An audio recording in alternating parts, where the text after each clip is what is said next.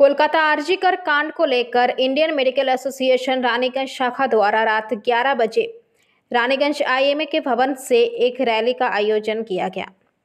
वहीं रानीगंज बीएनआर अस्पताल के समक्ष 1 घंटे तक अवस्थान विक्षोभ प्रदर्शन किया गया। इस दौरान यहां उपस्थित थे आईएमए के president doctor Chaitali Basu, secretary doctor Piyali Das Gupta, doctor SK Basu, doctor Amrita Ghosh, doctor Samiran Das Gupta, doctor Dinesh Agarwal, doctor Abhi Ganguly, doctor Shivji Sarkar, doctor Anirban Ghosh, doctor S Ansari आदि। আমাদের যে ডাক্তারি পরিষেবা কোনোটাই আমরা ভালোভাবে পাবো না। আমাদের সাধারণ মানুষের জীবন আরো দুর্বিষহ হয়ে যাবে তখন। এই সমস্ত এই 5টি দাবিতে আমাদের জুনিয়র চিকিৎসকরা সব সময় আলোচনার মাধ্যমে বসতে চান। আজ আমাদের মুখ্যমন্ত্রী তিনি যে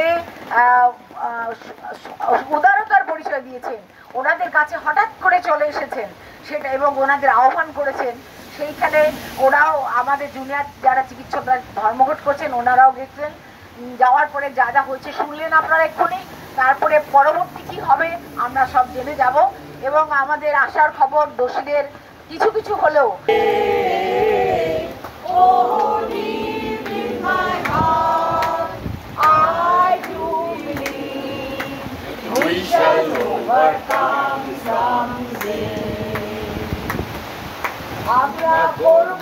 ঠিক হয়ে যাবে, সব শান্ত হয়ে যাবে।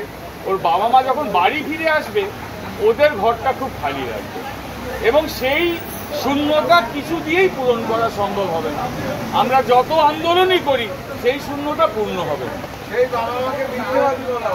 আমরা এই জন্যই কুর্নিশ করি যে আমাদের মনের ভেতরে যে এতদিন ধরে যে পুঞ্জীভূত ভয়টা লুকিয়েছিল সেই ভয়টা সে ভেঙে দিয়ে গেছে। পরিচালনাতে আইএমএর সাথে এই উদ্যোগে যাতে পথ চলার পথে যাতে অংশীদার হয় এবং সাথী হয়।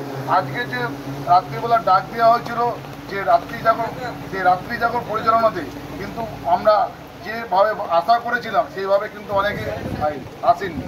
এবং আমাদের আরেকটা ডাক্তারবাবুদের কাছে একটা আবেদন যে তারা যেন প্রত্যেকটা ডাক্তারবাবুকে বলেন যে এই প্রতিবাদ মিছিলে এবং প্রতিবাদ কর্মসূচি যাতে সবাই মিলে একসাথে একজোটে যাতে আমরা অংশীদার হতে পারি। কারণ কলকাতায় দেখতে পাচ্ছি আমরা অনেক নিউজে যে কেবলে সবাই একসাথে রয়েছে, কিন্তু এমন তুমি চুরি করে যতক্ষণ না তোমার চুরি ধরা পড়ছে, তুমি খুন করে যতক্ষণ না তুমি খুনি প্রমাণ হচ্ছে, ততক্ষণ তুমি সমাজে বুক চিতিয়ে ঘুরে বেড়াবে। এই যে আজকে সঞ্জয় রায়ের যে নার্কো টেস্টটা হলো না, মানে যেটা আমরা কাসাবের সময় কিন্তু একই লোকের সম্ভব নয়। তবে তোমাদের লিখিত আমরা 2টো কপি করব, একটা কপি তোমাদের দেবো, একটা কপি আমাদের দেবো। এইসব আলোচনা করতে করতে আমাদের মাননীয় মুখ্যমন্ত্রী যখন ঘরে চলে যান ছেলেরা কিন্তু রাজি হয়ে যায়। এতে প্রায় 2.5-3 ঘন্টার মতো সময় কেটে যায়। আপনারা জানেন যারা 36 ঘন্টা বসে গেছে তাদের কাছে 2.5 ঘন্টা কোনো ব্যাপার নয়। যখন ছেলেরা নিঃশর্তভাবে ওতেই রাজি হয়ে আলোচনা করার জন্য সম্মতি দেয়, হঠাৎই আমাদের চিফ সেক্রেটারি এবং আমাদের প্রতিমন্ত্রী চন্দ্রিমা ভট্টাচার্য এসে বলেন আজকে আর মিটিং হবে না, দেরি হয়ে গেছে, তোমরা বাড়ি চলে যাও, নাহলে গাড়িতে করে তোমাদের বের করে দেওয়া হবে। ফিরে যেতে হয়েছে। আমাদের আন্দোলন চলবে। এটা এতদিন আমরা ভয়ের রাজনীতি করছিলাম, এবার কিন্তু আমরা সাহসের রাজনীতিতে আছি। আমরা রাজনৈতিক হলেও সাহস আমাদের সঙ্গে আছে।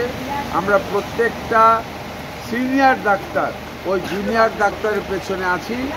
দরকার হলে যদি একটা সিনিয়র ডাক্তারের গায়ে কোনো আঁচড় লাগে, কোনো শাস্তিমূলক ব্যবস্থা নেওয়া হয়, তাহলে গণ ইস্তফা দেওয়া হবে। रानीगंज से सम्राट दास की रिपोर्ट, पीवीटीवी न्यूज। नियमित अपडेट एवं दुनिया भर की ताज़ा खबरों के लिए हमारे फेसबुक पेज को फॉलो एवं यूट्यूब चैनल को सब्सक्राइब करें।